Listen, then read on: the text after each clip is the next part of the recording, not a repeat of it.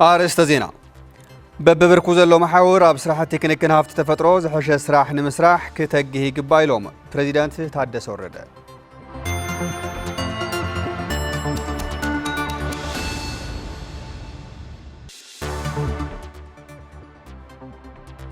عمت نفلم أوان لومي وفرعك أبا حمد الماين أصاليتو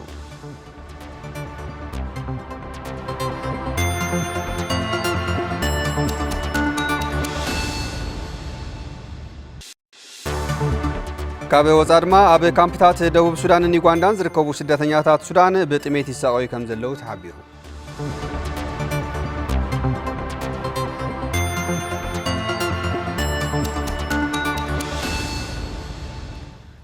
سلام يطنا هبلنا زخبركم تملكتي تلفزيون تግራይ انه ساعه 1 حرنا يوم علته زينات حزنا قريبنا لنا زينات زعلت بممرح انا تفاز عسبي بمدامل ቋንቋ ለምጻይ ሓጎስ ምስ መላ ሰውያ ስቱዲዮ ቴሌቪዥን ትግራይ በሓባር ብሰኹም ጻንሕት ክልወና እዩ ክሳብ መወዳታት ተከታተሉ በኽብሪ ዓዲመ ፈለማ ሓጸርቲ ሓበሬታታት ኢና ከነቀድም ልዋምህ ገብረ ኸዳን ከተቀርበልና ያናው ከስከረ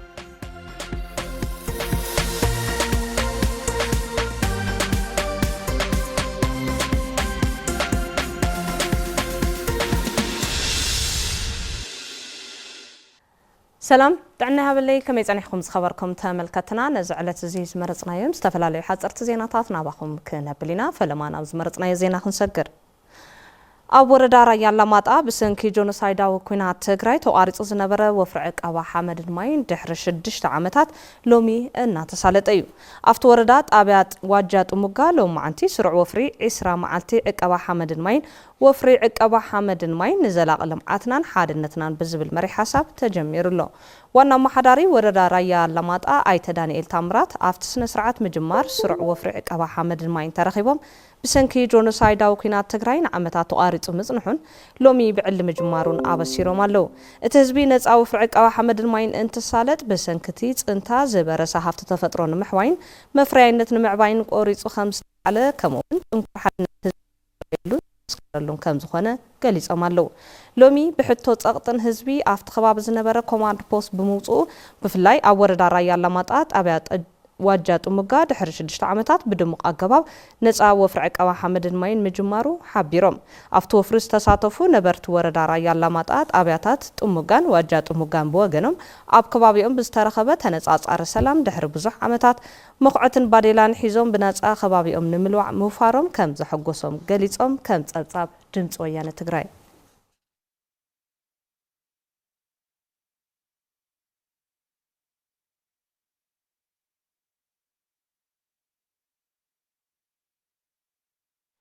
أمباسادر فرنساي أب إثيوبيا أليكسيس لاميك كنتات أم معسكرات زنبرو تمزابلت تግራይ ناباسكا بركم بصحو أفليتهم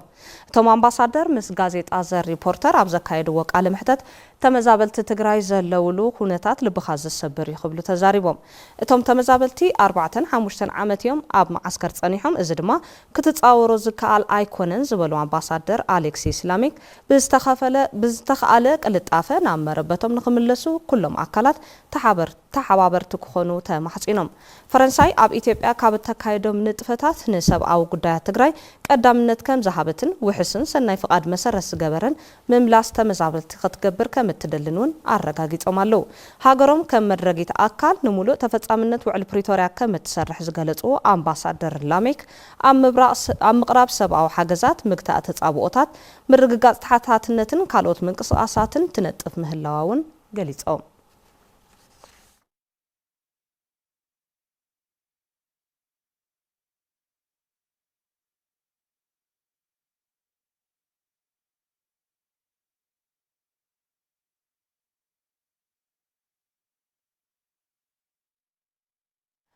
أوردا كلتو لعلوت أبياساس بالعلي 6 مليون بر زتانص دايفرشن تمرقو التمرقو زلو دايفرشن بمتحبار وورلد فيجن إثيوبيا جنفر تግራይን بمحدار تاوردان زتانص كم زخونه تغليصلو افتي دايفرشن زركب زتوحل لماي لعل 16 متر زنوحاتو غوبو بملكع قببل اناوصاخا 10 هكتار مريت بمسنو كلمع مدب كم زلو دما نمفلاط تخايللو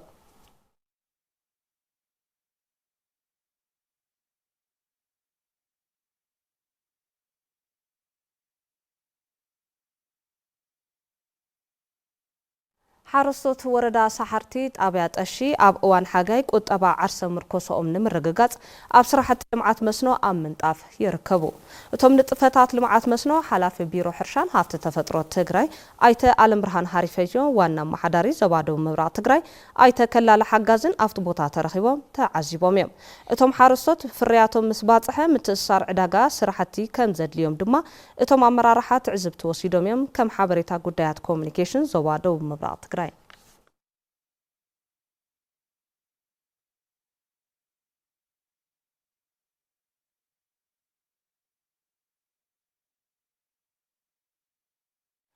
ኣብ ወፃኢ ሃገራት ዝነብሩ ማሕበር ተልእኾ ስላሴ ንዓለም ኣብ ኣዲስ ኣበባ ዝነብሩ ተኸተልቲ ኣብያተ ክርስቲያናት ሕብረት ኤርትራውያንን ዝለኣኽዎ ኣልባሳት ካብ ዞባ ምዕራብ ትግራይ ተመዛቢሎም ኣብ ከተማ ሽረ እንዳስላሴ ዓቂቦም ንዝርከቡ ወገናት ደገፍ ተገይሩሎም።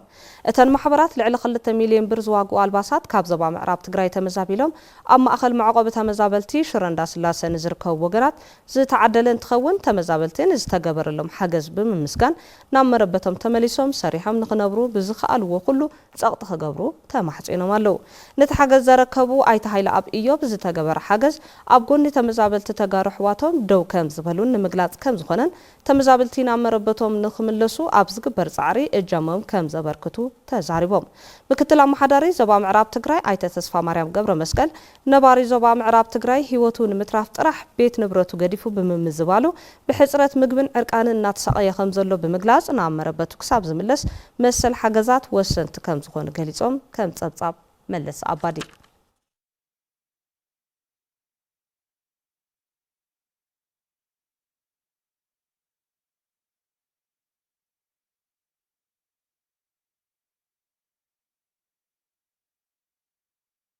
ብሰንኪ ውግእ ሕድሕድ ናብ ደቡብ ሱዳንን ዩጋንዳን ዝተሰደዱ ሱዳናውያን ኣብ ዝኸፍአ ጥሜት ምህላዎም አልጀዚራ ጸብጺቡ ብስደተኛ ሱዳን ከቀርብ ተባው ምቕናሱ ዘረጋገጸ ትካል ስደተኛታት ውድብ ሕብራት ሃገራት በዓይነት ከቀርብ ዝጸንሐ ሓገዝ ብጥረ ገንዘብ ምልዋጡ ድማ ነቲ ጸገም አጋዲድዎ ምህላው ዕላው ገይሩ ምቕናስ መጠን ሓገዝ ካብ ወርሒ ጥሪ ከም ዝጀመረ ዘፍለጠት ትካል ሱዳናውያን ሓገዝን ውሕስናን ደልዮም ዝዓቀቡለን ማእኸላት ብጥሜት ዝሳቀ ህዝቢ ሓቂፈን ምህላውን የብርህ ምቁራጽ ምቕናስ መጠን ሓገዝ ዝወለዶ ጥሜት ኣብ ስደተኛታት መንፈስ ተስፋ ምቁራጽ ይረአ ምህላው ዝጠቀሰ ዳባንጋ ዝተባሃለ ሚድያ ሱዳን ብግዲኡ ምስ ምቅራብ ጾመ ረመዳን ተተሓሒዙ እቲ ስቃይ ከይጋደድ ዘለዎ ስግኣት ምግላጹ ጸብጻብ አልጀዚራ ተወኪሱ ገብረ እግዚአብሔር ኃይሉ ጸብጽብልና ኣሎ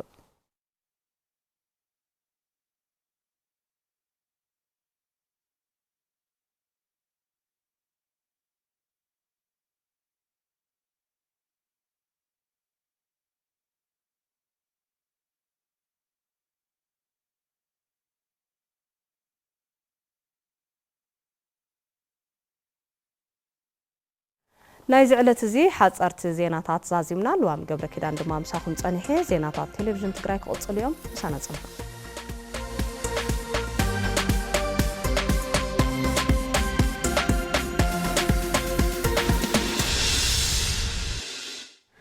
ሓጸርቲ ዜናታት ዝዕለት ቀረበትልና መሳርሕትና ልዋም ገብረ ኪዳን ኣመስጊና ሕዝርማ ብዝርዝር ናብ ንሪኦም ኢና ክንሰግር ወፍሪ ዕቀባ ሓመድን ማይን ብምስላጥ ተፈጥሮ ንምልማዕን ከርሰ ምድሪ ማይ ንምውሳኽን ክንሰርሕ ኢና ኢሎም ነበርቲ ወረዳ ሕንጠሎ ጣብያ ቤት ማራይ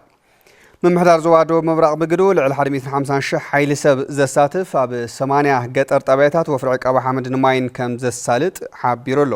ገብረ እግዚአብሔር ገዳሙ ተወሰኸ ኣለዎ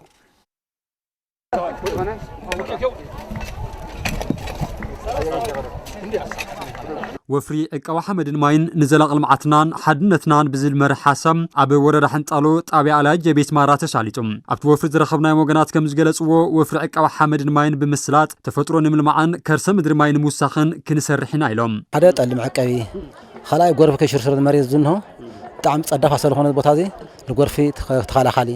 ካልሳይ እዚ ቦታ እዚ ትርለኹሞ እዚ ሜዳ ታሕተይ ሜዳ ያው ከተማ ተንከፍ እዩ ከተማ ይኹን ትጽርጋል እንትልኾነ ልምዓታት ከይሽርሽር ያው እዚ ሓገዝ ኮነና ያው ተጸኒዕ ማለት ሕርሻ ወኪላት ተጸኒዑ ተደገፈ ያው እዚ ጥቕሙ ህንድዚ እዩ ጎና ከይጉሕጓሕ ጎዲብና ላ ተጠቀምና ለታሕትና መሬት ልኡ لابزي قدونا كغرفي كغزع مزع كدحننا مالتي نقدو ازي القصالنت نغورو مجمرا غزي تقديونا قصالنت لما باغراوي كتكشفن همتينا عامي لعلي حد مفاس نيرو همز غيرنا شفينايو صبوق تقلنا غزي وين نشوفنا أما غيرنا همزة حزحنا إننا نقطع الليل. أم حداري ورد حنتالو أي تقويتهم تسفايم هذه وفر معك أو حمد يسالت علوم بغصال ما تخلى فرس بمثلات مفاسات بالمعات نمشفان كنسر حنا قبل حبيرهم. أنا هفت تفطر صراحتي كاغزي لا غزي بوريسون بفلاي خطة شعر سلستيل تجمر ناجينوسايد الطورنت كوابينا لمعاتنا كبرس ببغزيو كندرق نورنا دن نورنا أقرابات كبرسو غيريو لازل براسازي داغم لمتكاي كوابينا ماينا كيبو حقوق مريتنا تبحقيقول ليدله كيوعلي كيراقوت بقصالنت زي انا خيرنا له ناي موسنو لمعات وقت تري الله انا يحرشا بوت الله لتنا يحرشا صراحتي بقصالنت لمنطنخاري ببغزيو لمصن ردر برسات اغرال مكلخال تحساو غيرو حرتسو كله هي خطيتو دزيك سرح الخل قلوات لله اكل لازم وصل لنا لازي علامه زي تحساو غير ايه حرتسو خطيتي سرح لله مختلا محداري زوادو ممراق ايتهال سلاسي قبر سلاسي بوغنم كمزوبا لعلي 150 شح حيل سب مختات اب 8 قطر طابياتات كمسالت ون تزاريبم كمزوا ستصفف حيل سب 150 شحن 320 شحن حيل سب صفف حزنا ام شحن 10 شحن 016 مفاسس اب 218 وحاجه البستر سرحلو اب شدشته قطر ورداتات زركا 8 طابياتات هنا سرح زلنا معناته اب ناي سماعتات وفرعك احنا حمدنا بثلاث معات زغمغمنايو كلتا مسرتاو غدلاتات ريناينا تحده تولتصنع حيل سب زي مختات ريناينا معناته تحت حيل سب مختات تخلاي تولتصنع ناي مسارحك احمد مايون ملء بملء حسكا زي ممصا معناته لومي بزحشه منقدو زحشه ان تعذيب زلخو زي توفر عقوا حمد الماين نعسرا معالت تصنح مخانون نمفلات تخايلوم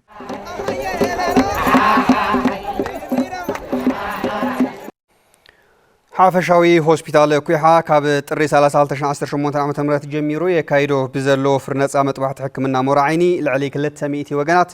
برهان عينهم كمزه تملسلهم حبيرو الهوسبيتال مس بيرو حلوات عنا تግራይን ዓለም ለኻዊ ፕሮጀክት ሂማላያን ካታራክትን በመተحبار ይቦ ዘሎ ነፃ መጥባሕት ሕክምና ሞራዓይኒ ክሳብ ለካቲት 6 2018 ዓመተ ምህረት ከም ጸንሕውን አፍሊጦሎ ኢየሩሳሌም ገብረ መድህን ዘርቶላ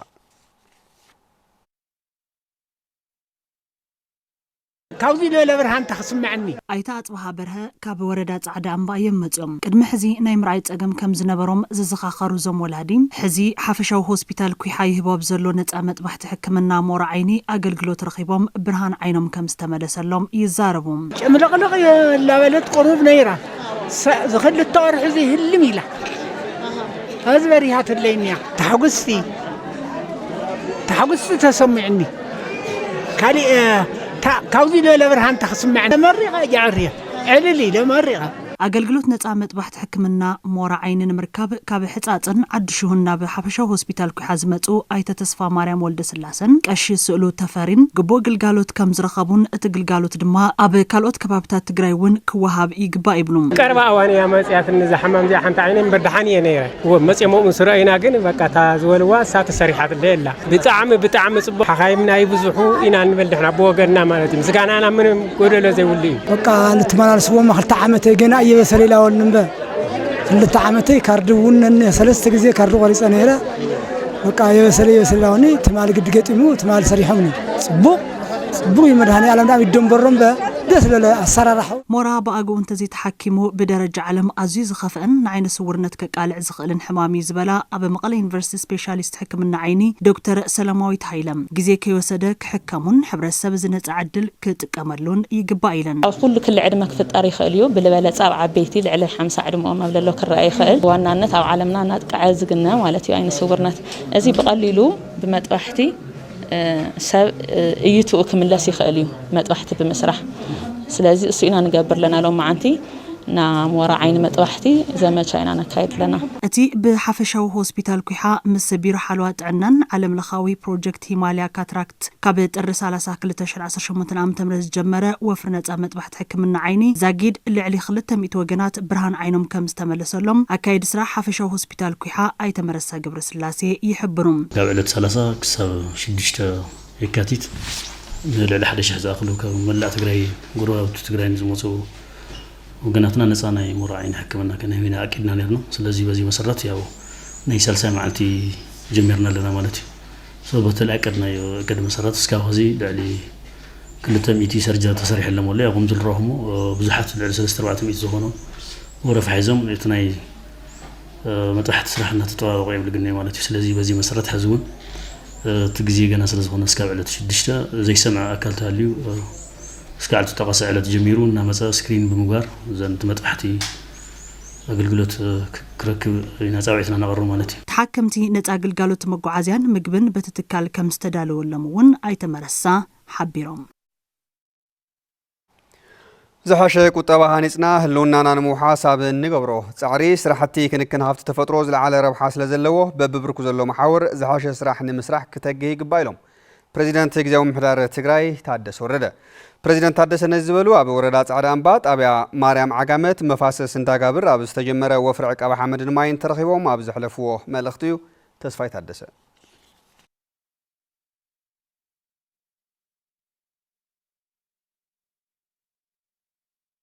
ቅድም ክብል ትግራይ ኣብ ክንክን ሃፍቲ ተፈጥሮ ብዘመዝገወቶ ውጽኢት ብብርክ ሃገር ኣብነታዊት ምንባራ ዘዘኻኸሩ ፕሬዚደንት ታደሰም ሎም ዘበኑ እውን ግዚያዊ ምሕዳር ትግራይ ኣብ ዘመሓድሮ ከባብታት ብወፍሪ ስራሕቲ ዕቀባ ሓመድን ማይን ይሳለጥ ከም ዘሎ ይገልጹም እዚ ማይን ሓመድን ዕቀባ ዓብዪ ልምዲ ረኺብናሉ ኢና ካብ ተፈጥሮ ሃብቲ ናይ ምሕዋይ ብተወሳኺ ከም ህዝቢ መጠን እውን ዓንቶይ ይዓቶም ነይረ ትመደብ كندي هكتار نلمع كندي زالاتات نسرع كندي مترات نسرع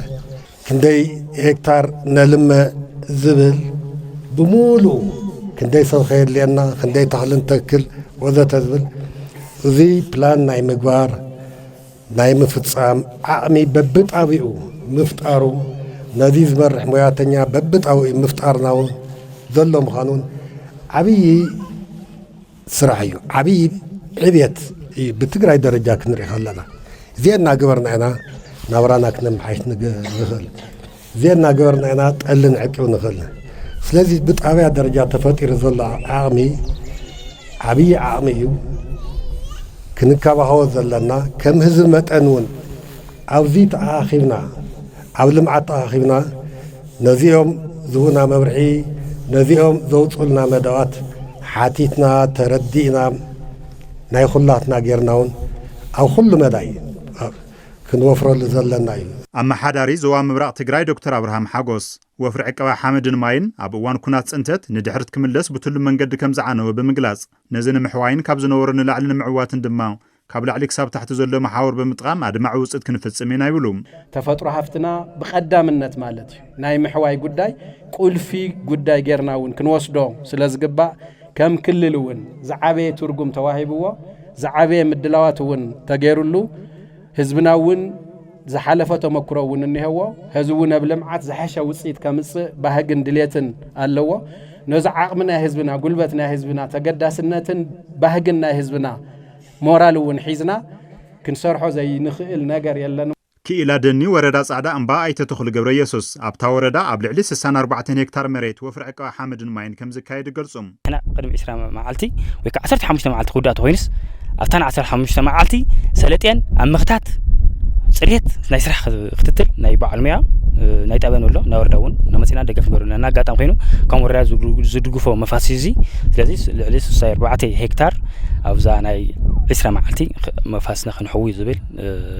تلمين احنا زلنا مالت ابتو فرستوافرو حارس طاويا مع عقامت قدم حزنا سرحو زموصو سرح تعقبا حمدن تفاسسن اما حواي هفت تفطرو صبقات لوطات كم زمصو بمغلاص حزون توم سرحتات طناخيرن بمقصال يسرح مهلاوم يغلصوم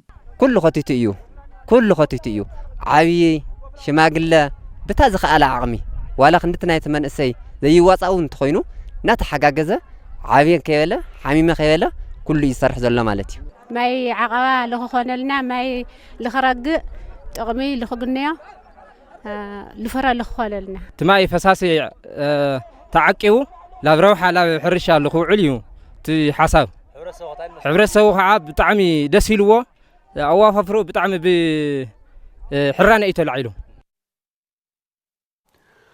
ገለ ነጠፍቲ ማሕበራዊ ሚድያ ዘቃልሕዎ ወረሓሶት ዘሕድሮ ዘሎ በሰላም ሳዕቤንን ኣብ ልዕሊ ከቢድ ማሕበራዊ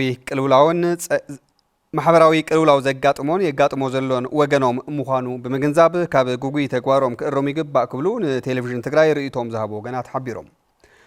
መንግስታውን ዘይመንግስታውን አካላት ወረሓሰት ነጠፍቲ ማሕበራዊ ሚድያ ንምፍኻስ ሓቅነቱ ዝረጋገጽ ሜላታት ብምምሃዝ ተሓታትነት ንምስፋን ክስርሕሉ ይግባእ ድማ ኢሎም ቶም ርእይቶ ወሃብቲ ዳዊት መኮነን ኣዋዲድዎ ኣሎ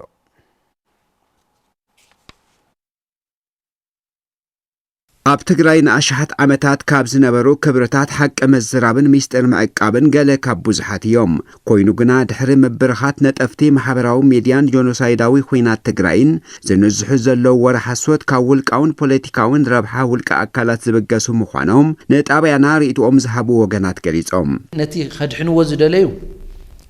ገበኑ ሸፊኖም እቲ ዘይነብሮ ናብራ እቲ ዘይሓቃዊ ማንነቱ ጽሒፎም የፋልጡኻ ንቐደም እዚ ሓበሬታ ይዛባዕ ማለት እዩ ሰበር ሓበሬታ ኢሎምሲ ቅስሚ ህዝቢ ዝሰብር ሓሶት ይዛረቡ ማለት እዩ ትማለ ሓሽዩ ብቅድሚ ትማለ ሓትሹ ቅድሚ ይብሉ ሓሽዩ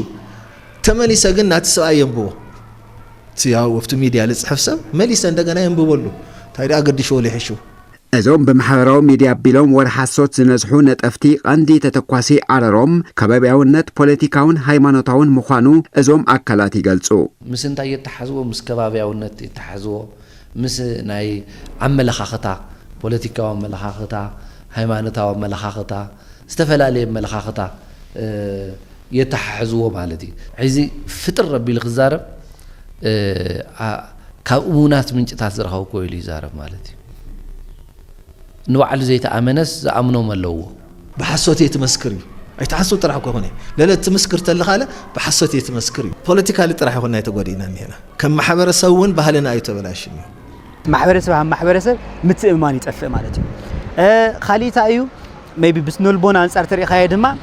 አንዛይቲ ወይ ድማ ጭንቀት ብጣዕሚ ፈራሓት ኢና ንኾን ማለት እዩ ኣብ ስርሑ ትኹረት ገይሩ ክሰርሕ ኣይኽእል ማለት እዩ እዚ በማሕበራዊ ሚድያ ዝንዛሕ ወረሓሰት ማሕበራዊ ምትእምማን ዜጋታት ክሃስስ ብምግባር ናብ ዘይተደለየ ጎንፂ ከየመርሕ መንግስታውን ዘይመንግስታውን ኣካላት ናይ ምክልኻል ስራሕቲ ክዓሙ ይግባእ ክብሉ እዞም ኣካላት ኣገንዚቦም እቶም ልተዛብዕ ሓበሬታታት ዝሰርሑ ሰባት ሓንቲ ላገበርኻ ለኣረምኻ ምእሳር ሜቢ ምእሳር ልክዕል ከይኾን ይኽእል ምእራም ወይ ድማ እቲ እንትኖም ክእገድ ምግባር እቲ ዩቲዩብ ቻናሎም ክእገድ ምግባር ኩሉስ በብሞኡ ይስራሕ ማለት ዜና ከተቀርቡ እኮ ጋዜጠኛ ክትኮን ነካ ኢቲክስ ክትፈልጥ ነካ ተስኻት ናገሩ ለኻ ለማሕበረሰብ ታይጽልዋን ይው ክትፈልጥ ነካ መንግስቱን ከም መንግስት ሓሲቡሉ ሃይማኖት መራሕቱን ከም ሃይማኖት መራሕቲ ማሕበረሰብ ስፔሻሊ ነጋድኻ ካብዞም ድኻ ኣሕዋተይ ዘሪፈስታየ ክጥቀም ኢልኻ ኣብ ዝኾነ ቦታ መስመር ተሰሚሩሉ እግዚአብሔር ሓጊዝና እንድሕለይ ተመለስና መጨረሻና እርስ በርስና ክንኮሳተር ኢና ትግራዋይ ኮይኑ ንህዝቢ ትግራይ ዘዛብዕ ተኾይኑ ንህዝቢ ትግራይ ከውድቕ ተዓጢቑ ዘሎ ማለት እዩ እቲ ነፃነት ይሃሉ ምስ ተሓታትነት ካይኹን ማሕበራዊ ሚድያ ንሰናይ ተግባር ምዕባልን ሳይንስን ምርምርን ተባሂሉ ዝተፈጠረ ብምዃኑ ንህይወትናን ማሕበራዊ ወሓስናን ክንርብሐሉ ይግባእ ክቡራት ተመልከቲ ቴሌቪዥን ትግራይ ካብዚ ብምስዓብ ዜናታት ቢዝነስ ዝዕለት ኢና ከነቕርበልኩም ሃፍቲ ገብሩ እዩ ከቕርበልና ናብኡ ከስግረኩም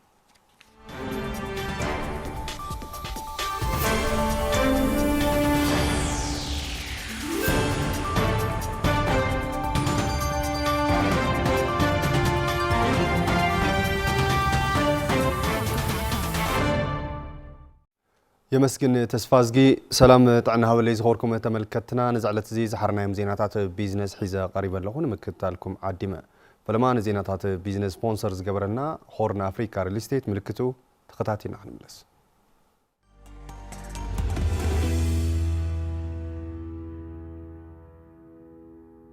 ናይ ቢዝነስ ዜና ስፖንሰር ሆርን አፍሪካ ሪል ስቴት ኣብ ከተማ መቐለ ንናብራብ ዝምችው ዓይኒ ቦታ ኣብ ከባቢ ዳዕሮን ንመንበሪ ኣባይትን ንግድን ዝውዕል በዓል 15 ደብሪ ህንፃ ኣብ ምስራሕ ይርከብ ኣማራጺ ሓይሊ ኤሌክትሪክ ጀነሬተር ዝተገጠመላ ኣተኣማማኒ ማይከርሰ ምድሪ ፓርኪንግ መኻይን ንማሕበራዊ ጉዳያት ዘድልዩ ቦታታትን ዘካተቱም ደረጃኦም ዝሓለው ገዛውቲ ብ15 ሚእታዊ ቅድመ ክፍሊት ጥራይ ወነንቲ መንበሪ ኣባይትን ንግድን ይኾኖም ሆርን አፍሪካ ሪል ስቴት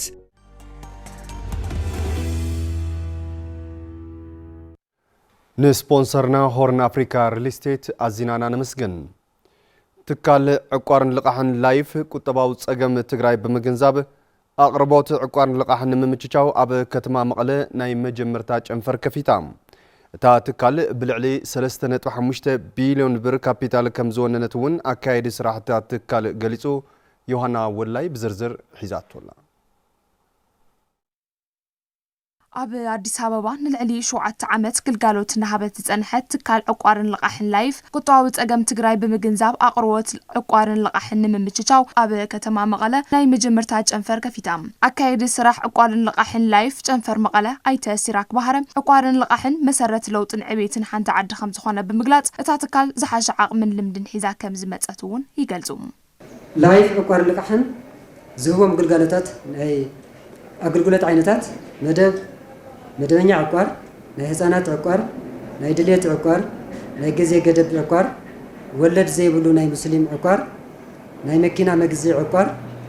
ናይ ገዛ መስርሕን መግዝእን ዕቋርን ካልኦት የጠቃልል ዕቋር ልቃሕን ንሓንቲ ዓዲ መሰረት ህይወት መሰረት ለውጢ እዩ ስለዚ ናይ ምዕቋር ባህልና ንዕቢ ልቃሕ ብትክክለኛ ንጠቀም ዋና አካይዲ ስራሕ ትካል ዕቋርን ልቃሕን ላይፍ ኣይተ ዮሐንስ ምሩጽ እታ ትካል ብልዕሊ 3.5 ቢልዮን ብር ካፒታል ዝወነነት ከም ዝኾነት ብምግላጽ ዝተዳኸመ ቁጠባ ትግራይ ናብ ዝሓሸ ብርኪ ንምስግጋር ከም ዝዓለሙውን የረድኡ 3.5 ብልዕሊ ቢልዮን ንዓቐብ ካፒታል ኣሎ ኣብዚ ሕዚ ሰዓት ምስ ዝነበሮ ዓላማ እቲ ማሕበረሰብ ብኢኮኖሚ ብካሊእን ዝተጓሳቆለ ማሕበረሰብ እዩ ዘሎ ዝሓሸ ፓኬጅ ለና ኢልና ስለ ዝሓሰብና እንድሕሩ ከይድና ኣብኡ ተከፊትናስ እቲ ማሕበረሰብ ናይ ምሕጋዝ ዝዓበየ ስራሕ ክንሰርሕ ኢና ኢልና ሓሲብና መጺና ኣብቲ ስነ ስርዓት ምኽፋት ጨንፈር ዝተረኸቡ ወገናት ከምዚአን ዝበላ ትካላት ፋይናንስ ንምንቅቃሕ ኢኮኖሚያዊ ዓቕምን ንምዕባይ ባህሊ ዕቋርን ዕዙዝ ግደ ከም ዘለዎን የረድኡ እቲ ዝወደቐ ኢኮኖሚና ክድግፋ ነቲ ዝተጎደአ ናይ ህዝብና ሞራል ከተስዓ ኢሉውን ኢኮኖሚ ትግራይ ተወዳዳራይ ኮይኑ ንኽቕጽል ትካላት ማይክሮ ፋይናንስ ዘይትካእ ተራ ኣለወን ብፍላይ ከዓ ባንክታት ኣብ ዘይሽፍንኦ መዳይ ኢኮኖሚ ንኽሽፍና ዓብዪ ተራ እዩ ዝህልወን 10 ቅርሺ ትኹን 20 ቅርሺ 100 ቅርሺ ትኹን ብዝረኸባ መጠን ተዓቂሩ ድሕሪ ዝተወሰነ እዋን እዚኣ ሓጋዚት እያ ስለዚ ከኣቲ እያ ኣነ ዝምዕድ ማለት እዩ ላዕለዋይ ኣማኻሪ እታ ትካል ዶክተር ሓጎስ ጎምቹ ቁጠባዊ ጸገም ትግራይ ንምፍታሕ እቲ ዝሓሸ ኣማራጺ ከምዚአን ዝበላ ትካላት ከም ዝኾና የረድኡ ኩልና ንፈልጥ ሓደ ሽግር ነና እቲ ሽግርና ብረድኤት ኣይፍታሕ ስለዚ ታዘላትና ብሕታዊት መንገዲ ብናይ ባዕልና ናይ ውሽጥና ዓቕሚ ናይ ባዕልና መፍታሕ እዩ እዚ ይትንኮ ድሌት ናይ ላይፍ እታ ትካል ግልጋሎታ ናብ ገጠራማ ከባቢታት ሓዊሱ ናብ መላእ ትግራይ ተበጻሓይ ንምግባር እናሰርሐት ከም ዘላ ድማ ተገሊጹ ምህርቲ ዒቃ ናብ ዕዳጋ ብምቕራብ ሓረስቶት ተጠቀምቲ ዝኾኑሉ ፕሮጀክት ተግባራዊ ይኸውን ከም ዘሎ ሕብረት ስራሕ ኢንዳስትሪታት ፍኖት ገሊጹ እቲ ትካል ምስ ቢሮ ሕርሻን ሃብቲ ተፈጥሮን ትግራይ ብምትሕብባር ኣብ ተኽሊ ዒቃ ስልጠና ይህብ ከም ዘሎን ተኽሊ ዒቃ ኣብ ውሱን መሳለጥ ሕርሻ ጥራሕ ተሓፂሩ ረብሑኡ ንእሽተይ ከም ዝነበረ ዝሓበሩ ኣብቲ ስልጠና ዝሳተፉ ዘለዉ ሓረስቶትን ክኢላታትን ሕዚ ግና ብዝረኸብዎ ስልጠና ተሓጊዞም ብስፍሓት ብምትካል ዝሐሸ ዕዳጋ ረኺቦም ተጠቀምቲ ክኾኑ ይሰርሑ ከም ዘለዉ ገሊጾም ኣተሓባባሪ ማሕበር ሕብረት ስራሕ ኢንዳስትሪታት ፍኖት ዶክተር ፍሳጽዮን ገብረ ዮሐንስ ኣብ ትግራይ ምህርቲ ዒቃ ክርከብሉ ዝኽእሉ ቦታታት ሰፊሕ ከም ዝኾነን ሓረስቶት ተኽሊ ዒቃ ብምትካልን ብምክንኻንን ተወሳኺ እቶት ክረኽቡ ስልጠና ይወሃቦም ከም ዘሎ ገሊጾም ምህርቲ ዒቃ ንእታወታት ኢንዳስትሪ ከም ዘገልግል ዝሓበሩ ዶክተር ፍሳጽዮን ብፍላይ ኣብዚ ሕዚ እዋን ብብርኪ ሃገር ዝወፀ ምህርቲ ፌስታል ዝኽልክል ሕጊ ንዕዳጋ ትምህርቲ ጽቡቕ ዕድል ይፈጥር ኣሎ ኢሎም ኣብዚ ሕዚ እዋን ንሓደ ኩንታል ምህርቲ ዒቃ ልዕሊ 40,000 ብር ከም ዝሽየጥ እውን ኣብቲ እዋን ተሓቢሩ ከም ጸብጻበ መሳርሕትና ፍስሓ መዝገበ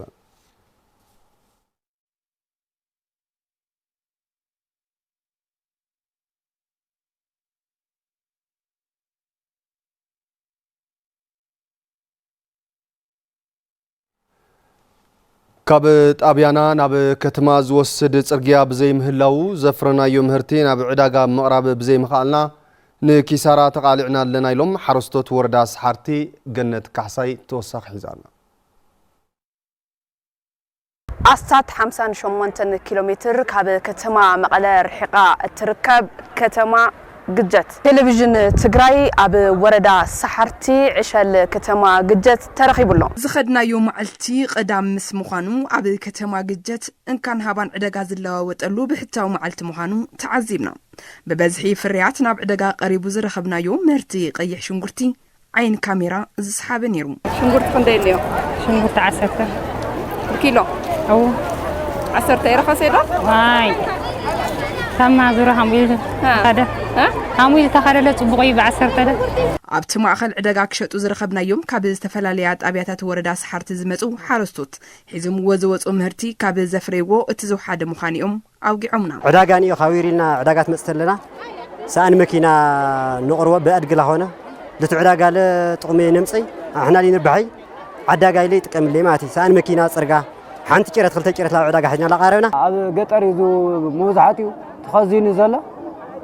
ሓደ ኩንታል ክልተ ኩንታል ሰራሕተኛ እውን ምን ይኸለና ኣብ ከባቢኦም ብዘሉ ሃፍቲ ማይ ተጠቂሞም ጽቡቕ ምህርቲ ከም ዝረኸቡ ዝገለጹ እቶም ሓረስቶት ከባቢና መኪና ስለ ዘይተኣትው ግን ምህርትና ናብ ዕዳጋ ክነቕርብ ኣይከኣልናን ኢሎም መብዛሕትኡ ባኪን ንቐሪ ይበዝሕ ሳኒ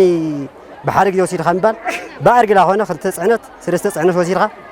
بوزحس تريف القاري يسيدو برخة مورت صبغنا عداقا جين جنيه فركاش سيد الخوانة تامو إيواجا تعال بالو خزل الحامت كويلة فلسس شو منتشحين أمسينا يا دا جنيه خزو بمدن شيء ناس واجا فلسس وين جنيه نحينا نا مدارينا نا بنزيننا نا مدحني تاي خويوس ونا كبيخون نا قنشنات لهالي نا حمودينا تار بزح تعال بالي نيرنا خزجين تسفايل غطة همشون قلت قدمي خلاص درجة له صبوا درجة تهون سكاو شديسة قلتات هم زلة تهون 4 በቃ ብሰንኪ መንገዲ ዘይምህላውን ከቢድ ኪሳራ ከም ዝተቃልዑ ዝገለጹ ቶም ሓረስቶት መንግስቲ ፍሉይ ቆላሕታ ክገብረሉ ጸዊዖም እቲ ቃተን ጀነተር ይኹን ታይስሙታት ይኹን ብመራት ንጥቀም ነርና خዚ ነዳጅ ካደገላ ገዛኻ ላኻብረ ዚስ ቁሩ በወረዳ ልሙልከተል በወረዳ ብና ጣብያ ሆነለ ብጣብያ ተሓጋጊዝ ክስራሕ ነይሩ ተዋና ዋና ግን ጽርጋይ መብራህቲ ብቁልጥፍ ተልስራሕስ ባኪን ልቃሪ ኢለ ዝሕለ መብዛሕቱ زغوركم تملكتنا حزد ما كنتات شرفو زازر صدقان خدكتاتو ليك انقدكم سلام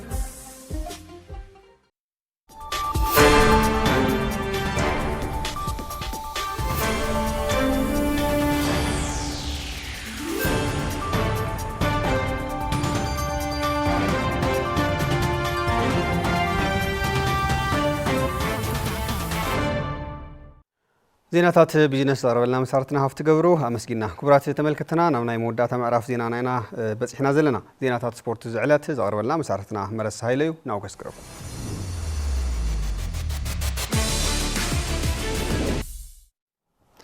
يمسجنا تسفازجي سلام زخوركم تملكتنا الساعة زلنا يوم زيناتات سبورت حيز قريبا لخو مس زيناتات سبورت ساعة دما مرس هايلم أبز حزوان أب استفعال كتماتات التجري استفعال سبورتاو كوس أجري وانش مسوي كايد كم زلوز فلتيو أبتو درسات فو أكلات دما كاب أوان أبوان زحشة لمدن عقمني فتر كم زلو جلس أملو مسارحتنا برهانة بينا أزراري بوملو كم سعد ما كأربعين ሻልሻይ ሰሙን ሒዙ ዝርከብ ዋንጫ መሰቦ ቀዳማይ ዲቪዥን ጋንታታት ትግራይ ካብ እዋን ናብ እዋን ክእለቶም ብምዕባይ ዝሓሸ ዓቕሚ ከጥርዩ ይሕግዞም ምህላው ስፖርተኛታት ይገልጹ። ውድድር ጽቡቕ ኢና ረኺብና ኢና ማለተይ ሓሪፍ ምድላዋት ይኹን ኣብ ጨዋታ ይኹን ጽቡቕ ዓብዪ ትምህርቲ ንወስድ ዘለና ተመሳሳሊ ከዓ ናይ ብስልጠንትና ይኹን ብኻሊእ ዝባወና ርኢና ታዕቕሚ ኣብ ዝሓሽር ዝርከብ እዩ ኒዮ ማለት እዚ ውድድር ብጣዕሚ ጽቡቕ ሻሻሽ ጨዋታ እዩ ዘሎ ነገራት ብጣዕሚ ደስ አለኝ ተሞክሮ ብጣዕሚ ሓሪፍ ኣብ ሰሙን ዓብዪ ለውጢ ነው ከምኡ ተጣዋጽ ደስ አለኝ ላናለ ተነሳሽነት ፈጥረና ኣሎ ዓሚ ካብ ለይኾነ ሱሳት ለይኾነ ቦታታት ዝውዕል ነረ ህዝብ ብዙሕ ወጣት አቲኒያ ዓም ተወሰና ክለባት ነረን በይበልጥ ለህዚ ኢና ኣብ ክልተ ምድብ ገይረሞ ምርጢ ውድድር ሰቀ ሓሪፍ ነው። እቲ ውድድር ዓቕሚ ዘለዎም ሰገናት ተጻወቲ ዝተርኣይሉን ዕድል ዝረኽብሉን ብምዃኑ ድጋፍን ክትትልን ዝምልከቶም ኣካላት ከም ዘድልዮ ኣሰልጠንቲ ጋንታታት ከተማ ማይጨውን ሕፃ ቆላ ገርዓልታን ዝኾኑ ሰሎሞን ኣዳናን ተወልደ የማነን ይዛረቡ። ኣብ ሕድሕድ ጨዋታታት ጽቡቕ መዓለታት ኣብቶም ተጻወቲ ዳርና ኢና ካብ ባዕልና ካብቶም ኣሰልጠንቲ ጀሚሩ ከም ከተማ ይኹን ብዙሕ ልምዲ ዝሓዝናሉ ውድድር እዩ ክሳብ ሕዚ ክንቅጽለሉ እዩ ዝግበአና ኮይኖ ወፍቲ ህዝቢ ዘሎ ውድድራት ግን ብጣዕሚ ጽቡቕ እዩ ክንደይ ተመክሮታት ናወሰድና ኢና ንርከብ መናእሰያትና እውን ያው እንሰርሐሎም ኣለና ስለዚህ ጽቡቕ እዩ ውድድር ዋንጫ መሰቦ ቀዳማይ ዲቪዥን ጋንታታት ትግራይ ከም ትግራይ ሰፊሕ ዓቕሚ ኩዕሶ እግሪ ምህላውን ንዓበይቲ ሰገናት እውን ኣወንታዊ ዝኾነ ምልዕዓል ዝፈጥረን ምዃኑ ዘብርሀ ድማ ኣባል ፈጻሚ ስራሕ ፌዴሬሽን ኩዕሶ እግሪ ትግራይ ሃይሉ ገብረስላሴ እዩ። ካብ ሕዚ ዝረኣናዮም በቃ ጽቡቓት ዓቕሚ ዘለዎም ቆልዑት ከም ዘለዉ ተዓዚና ኣለና ቅድሚ ሕዚ ኩዕሶ እግሪ ትግራይ ኣምታይ ከም ዝነበረ ይፍለጥ እዩ ሶ ከዚ ግን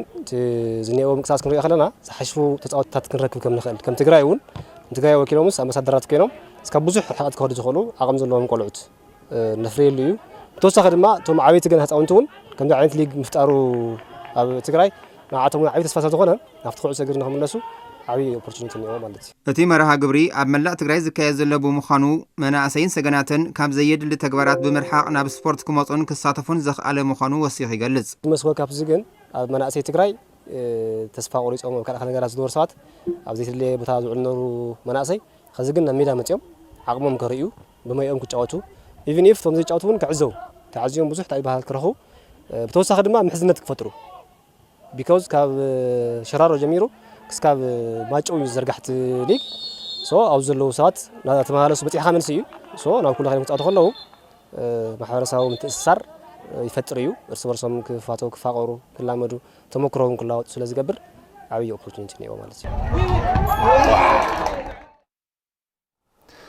ኣብ ሃገራውን ዓለም ለኻውን ውድድራት ኣትሌቲክስ ብሉፅ ውፅኢት ንምምዝጋብ ጠንኪሩ ይሰርሕ ከም ዘሎ ኣትሌት ማውጫ ኣዳነ ገሊጹ። ኣትሌት ማውጫ ኣዳነ ምስ መሳርሕትና ዘመን ብርሃነ ዝገበሮ ጻንሒት ኣሎ ከም ዝስዕብ ድማ ክቐርብ እዩ።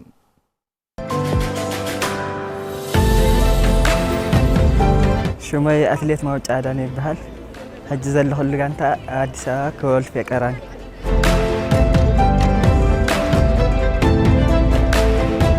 አትሌቲክስ ጀመር ኩሉ አጋጣሚ አነ ወደ ሓረስታ ኣብዚ ከባቢ እውነይ ተወሊደ ዓበየ እዚ ስታዲየም ኢለ ምሸት ካብ ማሕረስ ድሕሪ ማሕረስ ማለት ስኢለ ከም ስፖርት እንቅስቃሴ ኢለ ይጎይ ነይረ ካብ ሓደ ዓርከይ ነይሩ የረኽበኒ ምሸት ካብ ከምዚ ስፖርት ከሎ ፕሮጀክት ሓቂፍካ ወይ ትኽእል ኢኻ ገዛእ ይብለኒ እሞ ብኸምኡ እየ ጀሚረ እየ ማለት እዩ።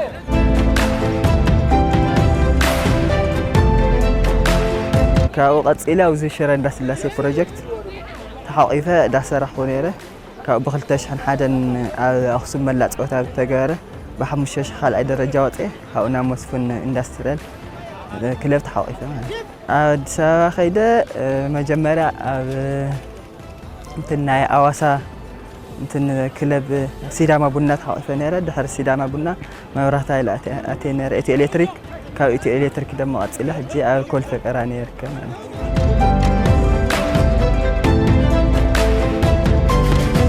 ኣብ ደገ ተወዳደርክዎ ኣብ ናይጀርያ ብ21 ኪሎ ሜትር ተሳቲፈ ካልኣይ ደረጃ ወፅየ ነይረ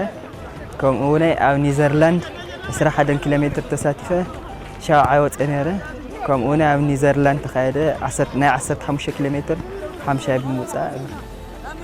እዚ ውፅኢት ኣለኒ ማለት እዩ።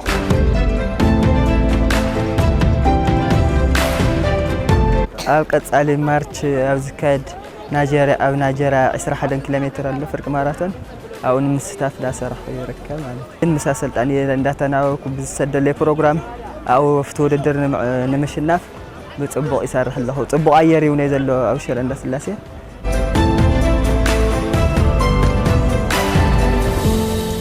እወ ምስቲ ዝነበረ ኩነታት እኳ ብዙሕ ተዘሓሒሉ ነይሩ እንዲ ኣትሌቲክስ ትግራይ ሕጂ ግን ናብ ፅቡቅ ምንቅቃሕ እዩ ዘሎ ተን ክለባት ናይ ናፍቲ ዝነበረኦ ተመሊሰን ኣብ ፅቡቅ ምንቅስቃስ እየን ዝርከባ ከከም ከባቢኡ ዝተፈላለየ ናይ ኣየር ኩነታት እንዲ ዘሎ ሕጂ ከም ሽረ ሓፂርና ማእኸላይ እስካብ ማእኸላይ ፅቡቅ ተተሰሪሕሉ ፅቡቅ ኣትሌታት ዝወፅሉ ቦታ እዩ ካብኡ ደሞ ከም ኣፅቢ ከም ዓዲግራት ከም ማጨው ዘለ ደሞ ኣብ ነዊሕ ተተስርሓሉ ፅቡቅ ተተካእቲ ኣትሌታት ክፈሪ ከም ዝኽእሉ እንትገምት እኒአኒ ማለት ዝኸበርኩም ተመልከትና ነዚ ሰዓት ዝወናዮም ዜናታት ስፖርት ቴሌቪዥን ትግራይ ነዚኦም መስል ነይሮም ናብ ተስፋ ዝግብ ክመለሰኩም ብወገነይ ኣብዛዚ መለኹ ሰላም